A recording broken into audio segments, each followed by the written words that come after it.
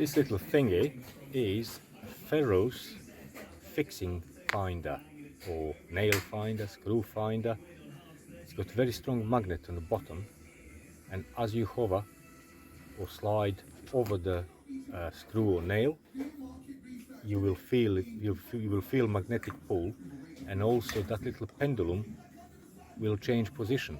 So you just have to aim it so it stays straight for 90 degrees and mark up in a little slot, and in that line, that is where your fixing is. Obviously here this is the old door frame and you can actually see it slightly discolored, but if you have a plasterboard wall and you want to find the studs, all you have to do is just find the screws on the stud with it. Or if you actually can't see any fixings, it's been really decorated well, this is a good way to find it. Whoops,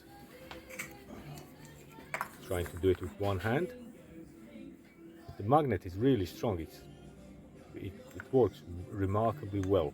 It's very simple and ingenious tool.